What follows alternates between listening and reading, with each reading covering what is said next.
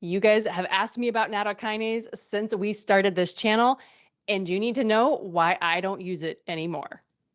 If you guys are new here, I am Dr. Lily Johnston. I am board certified in vascular surgery, but I now specialize in cardiometabolic prevention, so hopefully you will never need me as a surgeon.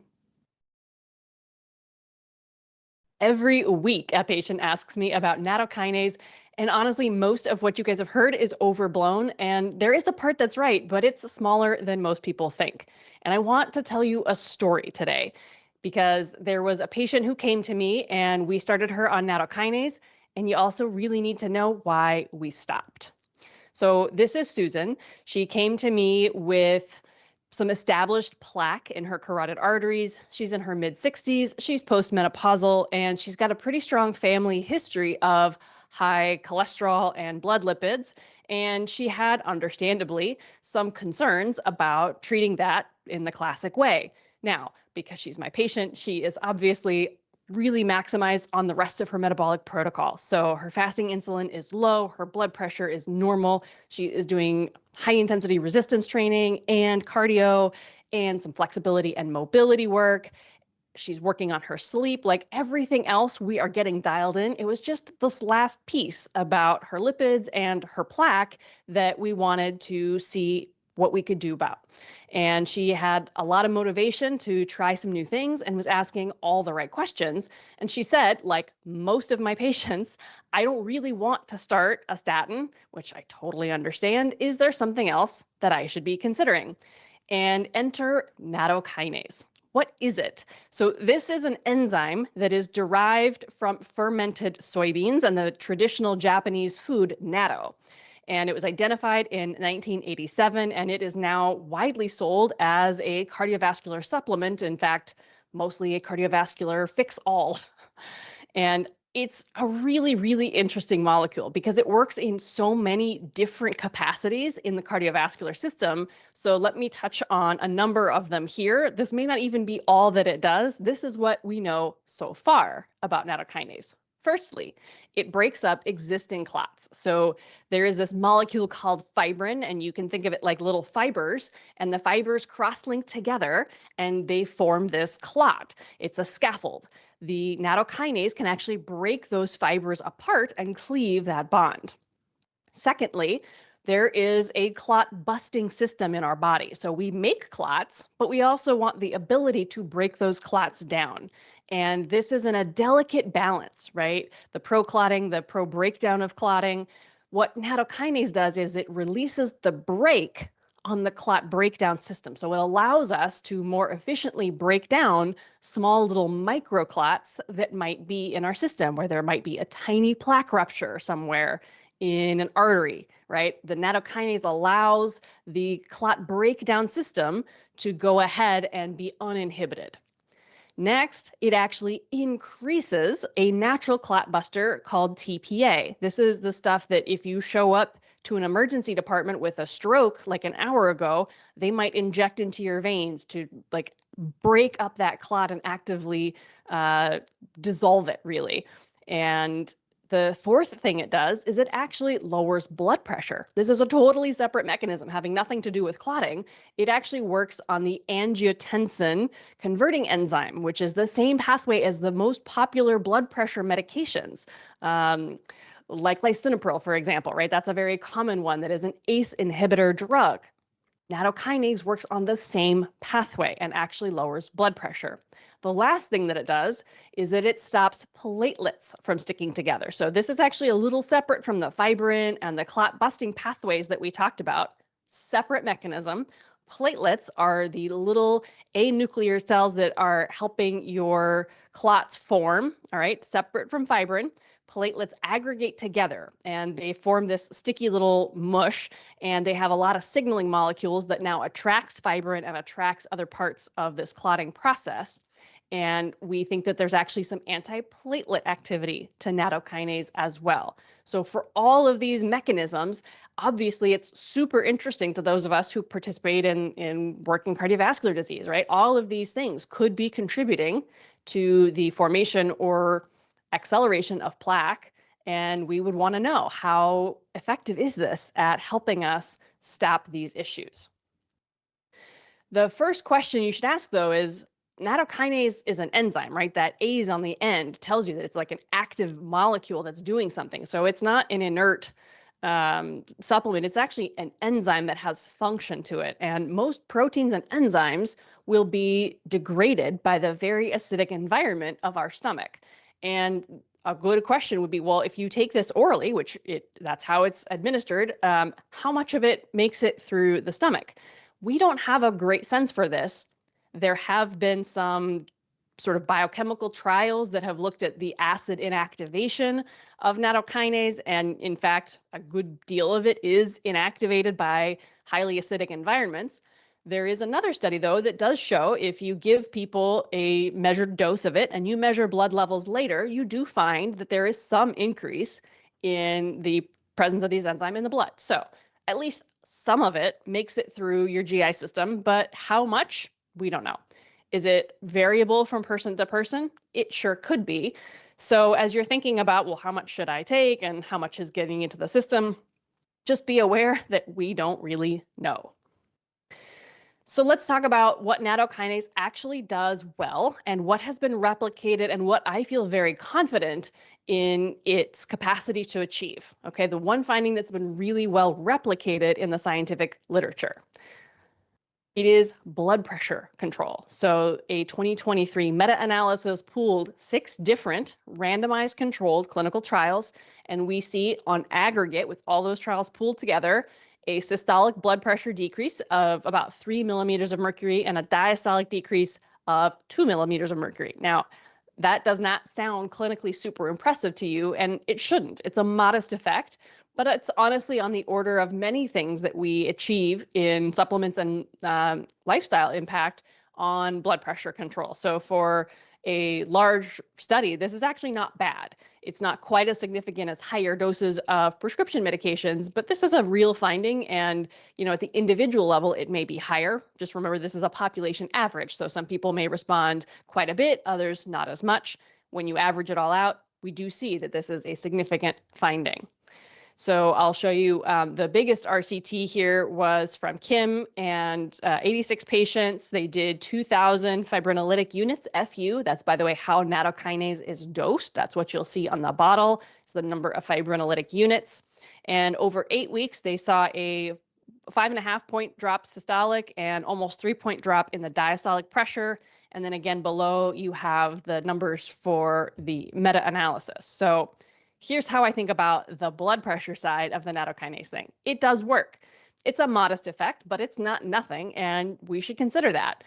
It is not what I reach for when people ask me how to manage blood pressure, but if pharmacologic agents are not on the table for any reason, then I think it's a very reasonable thing to try and see. Again, we're going to follow people over time and make sure that if they have high blood pressure, we bring it down into the appropriate range. So if you want it for your blood pressure, I'm not going to fight you about it. Let's make sure the dose is correct for that particular indication. And I think that the evidence base here is pretty strong.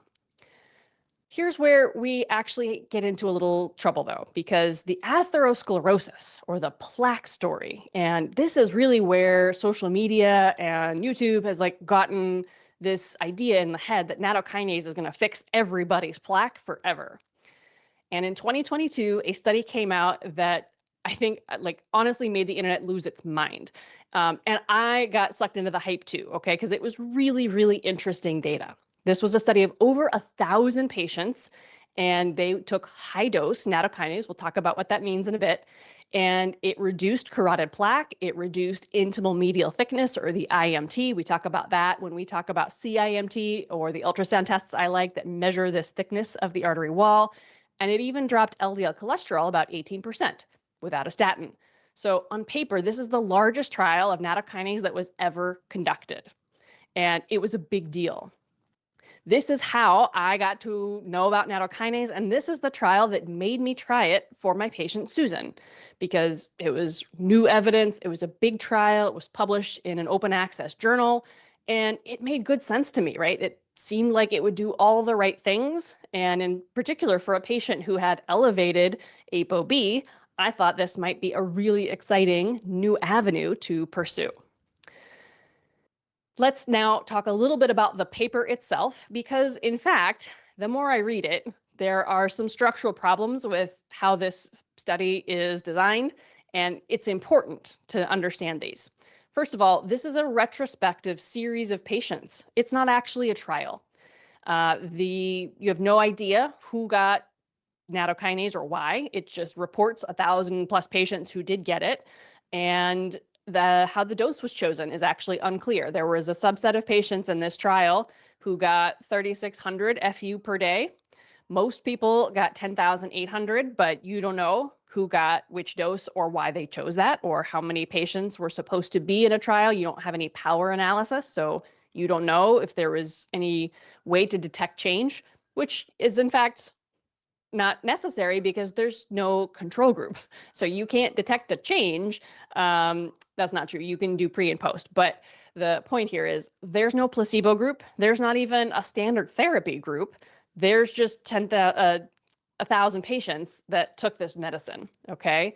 And so every change that you see in this trial, that's open label, right? Everybody knows they're getting the medicine, is possibly regression to the mean. It's other lifestyle changes. It's patients doing other things because now somebody's paying attention to their plaque. And we just don't know what is related to the supplement itself versus what happened because people were being studied, right?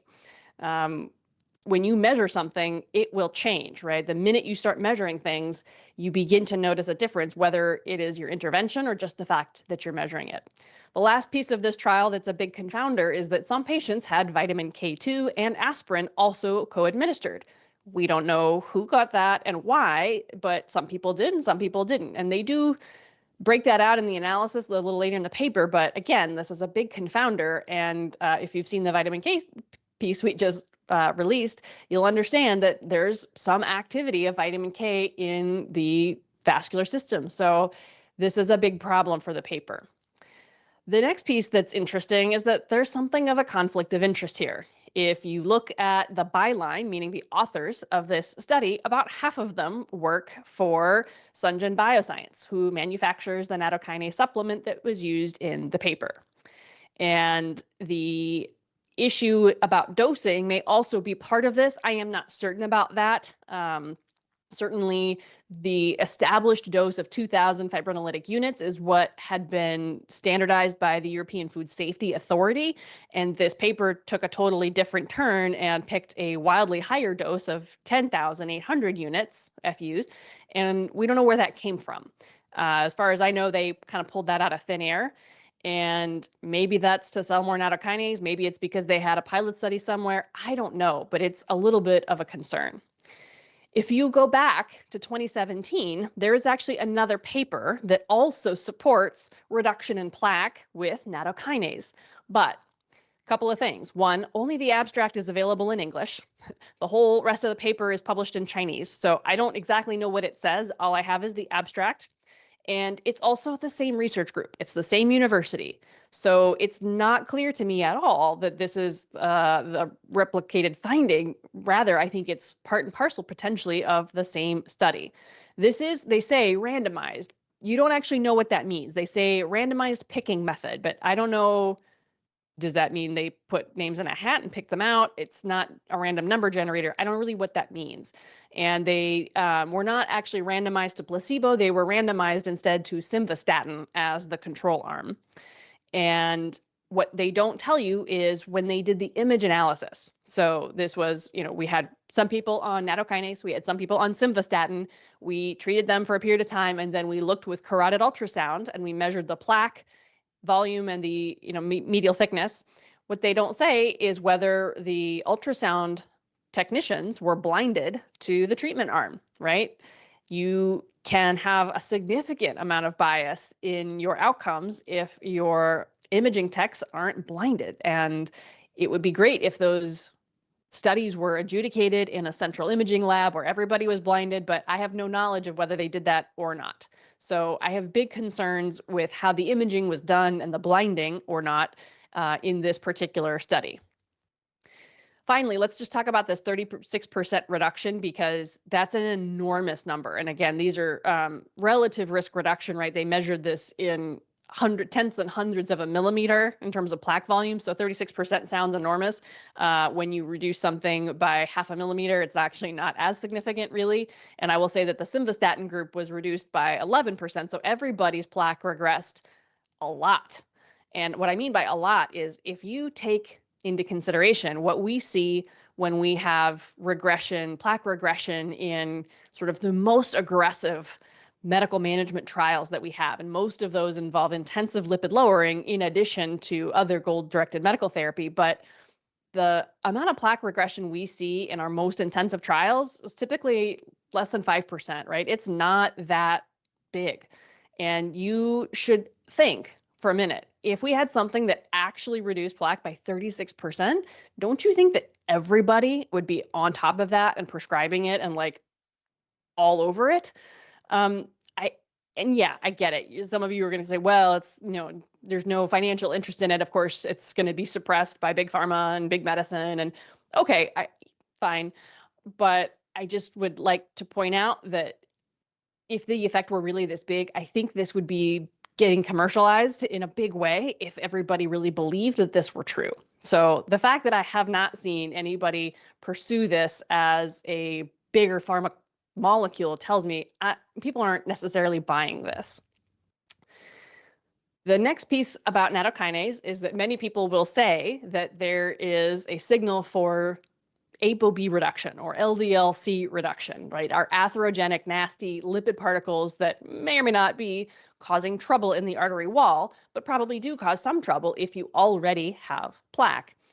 The studies on this are actually very mixed, okay? In randomized trials, we don't see a huge signal for a drop in the atherogenic or problem-causing lipid particles, the ApoB molecules.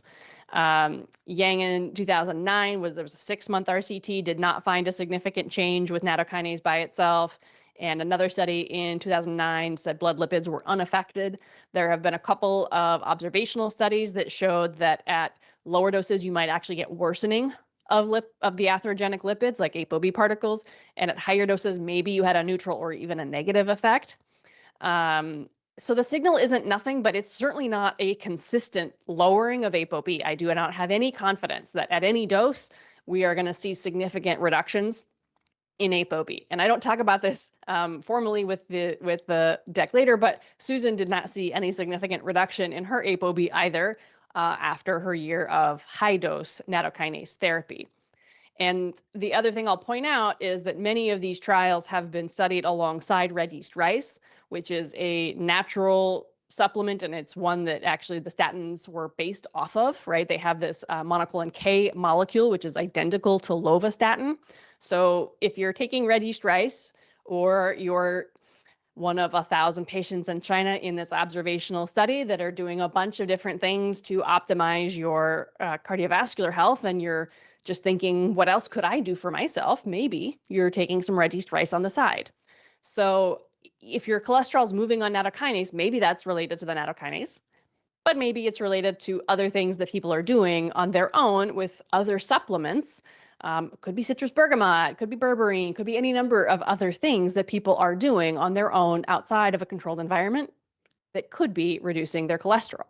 Okay, so it's not that I don't believe that there was an 18% drop. It's just that I don't know whether this was truly related to the nattokinase, and there's not a good mechanism for it, right? We talked about all the things that I think nattokinase does, but none of those are actually specific to lipid metabolism, right? They're related to clotting and clot busting pathways. They're even related to the blood pressure pathways and the angiotensin converting enzyme. But there's not actually a huge signal for lipid metabolism in what we know that nattokinase does. So it doesn't surprise me that overall in the good controlled trials, our signal for a change in lipids is null. So again, I mentioned this when we talk about these two papers that come out of the Sun Yat-sen University in China.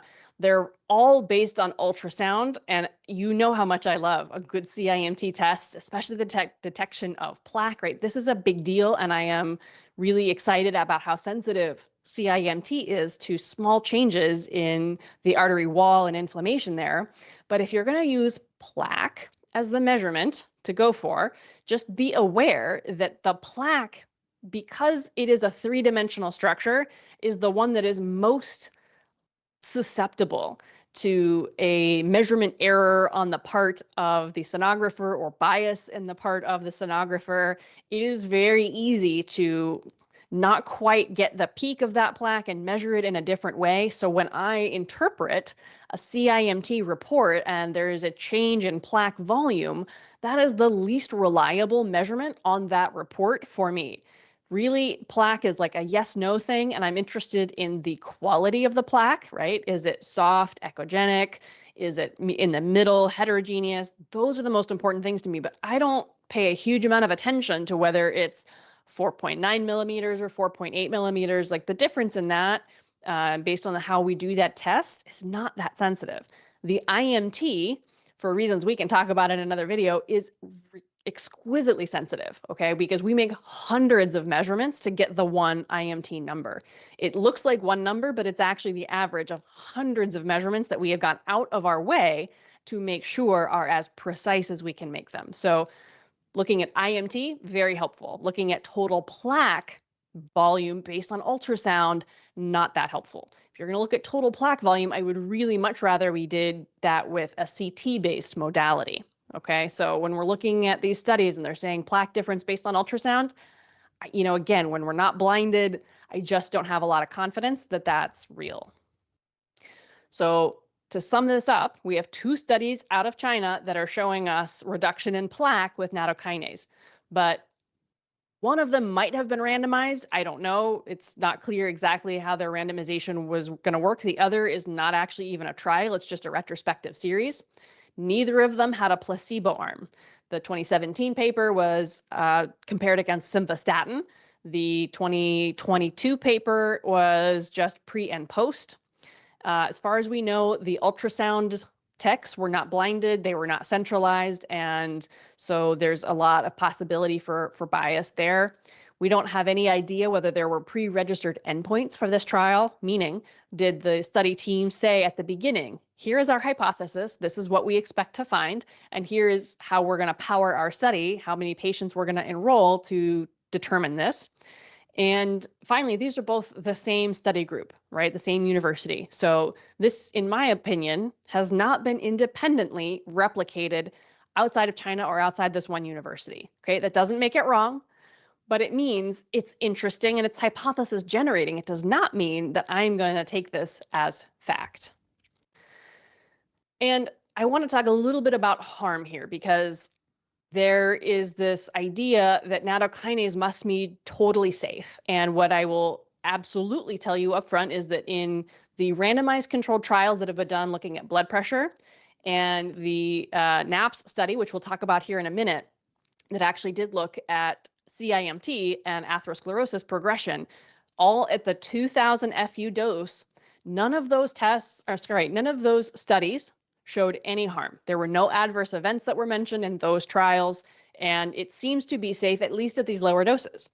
The papers that have studied higher doses also didn't report any adverse outcomes. What we know is that this molecule is active in our clotting pathway, and at higher doses, it might create enough of an effect that you could actually truly thin the blood. And if you're already on blood thinners, you might get even more blood thinning than you bargained for. What we have are a number of case reports of adverse events. Now, is this related to the nattokinase itself? Nobody knows, okay? Again, randomized controlled trials at lower doses, we do not see any issues. We do see that coagulation factors move, right? If you give people a dose of nattokinase, you'll test their blood levels of the anti-clotting factors and they change, but they stay in the normal range. At these low doses, you don't move your clotting cascade to a place where it tests as abnormal. It's different, but it's not abnormal. At higher doses, unclear because I haven't seen those data for anything in the 8,000, 10,000, 14,000 FU range where people are just taking this stuff. Okay, but here are the case studies that did show harm. There was one bleeding episode in a patient that was already taking aspirin. She was also taking nattokinase and ended up with a cerebellar hemorrhage. A second patient had bleeding on nattokinase alone and developed bleeding in her abdomen. The third patient, perhaps thinking that because nattokinase moves all of these clotting factors in our body and should be a blood thinning agent, decided to substitute nattokinase for their prescription blood thinner, warfarin or Coumadin. And this patient had an artificial heart valve and developed clot on the heart valve because, in fact, the nattokinase that patient was taking was not strong enough to thin the blood to prevent clot from forming on the heart valve. So all this to say, you don't really know what's going on. Is your blood too thin? Is it not thin enough? We don't have any idea because we're guessing when we're taking this stuff if we're not very proactive about measuring levels, testing our blood, testing our imaging to make sure that we are really doing what we're trying to do. Finally, if you have heard me talk about supplements before, you know supplements are regulated very differently than medications, all right? There is a dose that's on the bottle, but you don't know if that's what you're getting. And there's actually been Danny Curtin from Natural Informant. I will link his channel in the description for us, but he's done a couple of videos testing various nattokinase brands and supplements. And here is just one of the figures from his video showing a almost fourfold difference in what you're getting versus what's advertised on the label. All of the ones here were actually overdosed. I think I have seen another video of his where he tested some other brand and there was almost no activity in some of them. It's the Wild West. What I'll say about this is that for as far as I'm concerned, these data are only actually applicable to the specific batch that was tested here. The same brand, when they make a new batch, could have a wildly different outcome if we tested it again. It's not bad. I'm just telling you, supplements are imprecise at best, okay? You may not be getting what they say you're getting. Are they adding Registrice to it? You don't know. It's not been third-party tested much of the time. So if you have stuff, make sure it's third-party tested. Make sure it's a high-quality brand that doesn't have anything else in there to derail your progress, okay? Finally, there was an excellent randomized controlled clinical trial called NAPS. It was the Nattokinase atherothrombotic prevention study. This was run by Howard Hodis. Dr. Hodis is a cardiologist out of USC, and he is an incredible researcher. And I think almost everything he publishes is gold. And they did a study using nattokinase, again, based on all of this promise. And they have a very well-respected centralized imaging lab that has done CIMT quite a bit for years and years and years. So they studied over 250 patients for 3 years. They did carotid ultrasounds every 6 months, and this was blinded and placebo-controlled. Their primary outcome was change in CIMT, or carotid intimal medial thickness, and arterial stiffness. They found nothing. No change in CIMT, not even a change in blood pressure, no change in coagulation factors. So totally null study at the standard 2,000 FU dose that has been shown for blood pressure in other studies in the past. So in my mind, this is the best trial we have, at least at low doses, and it didn't show anything over a fairly long study period, right? 3 years. That should be enough to really see some change at lower doses if we were going to see anything at all. Now, the usual rebuttal for this is that NAPS just used the wrong dose, right? 2,000 FU just doesn't do anything. We have to go to a higher dose because, well, that's what the Chen study in 2022 used. They used the 10,800 fibrinolytic unit dosing. And so obviously that's just a dosing problem. We have to go higher. I get the point, but where is the dose response curve? Show me the study that looked at escalating doses and found that we had to go to a higher dose. What's the threshold? Is it 6,000? Is it 8,000? Is it 10,000? Nobody knows, okay? Is it possible that a higher dose could matter? Absolutely. Absolutely that's possible, and I completely acknowledge that. But we don't have the data, okay? 2,000 FU is what we know for blood pressure. We see no effect on CIMT at that dose based on Dr. Hodis' study. Some coagulation studies have gone up to 4,000, but the 10,000 study is really just the Chen paper. So whether it needs to be higher or whether that is just a spurious finding in a large retrospective series of 1,000 patients, we don't know. So it's not that I'm ignoring the possibility that a higher dose is helpful. I just need to see better data for it and safety data for it. Because again, if our doses are going to go higher, I'm expecting more impact on our clotting factors. And that could change the safety signal that, we say, well, it's very safe. Well, it's been safe at the 2000s. I don't know about 10,000 because again, we only have one paper out of one center. So let's come back to Susan. I was excited. I will absolutely tell you, I was very excited about this paper in 2022 when it came out. I wanted to test it. Susan wanted to test it. So we did. We put her on 10,000, it might even been 12,000 for a year. We did this for a whole year and then we measured. So I had a baseline CIMT and we repeated it 1 year later. We also repeated her labs. I told you we didn't see any change in her ApoB, but if the Chen study was right, I was hoping that her IMT would shrink or get smaller. And if Dr. Hodis was right, then maybe we'd see nothing. So here's what we found. Her CIMT progressed from 0.72 millimeters, the baseline test, to 0.81 millimeters. That was a significant progression in the span of a year. What I'm showing you in the dotted line is what I would have expected for the average person with natural age-related progression in CIMT. She had a 5-fold faster progression in her CIMT, excuse me. Her plaque burden stayed the same. So we measured 3.3 millimeters of plaque, both at baseline and 1 year later. So it didn't get worse, but it didn't get any better.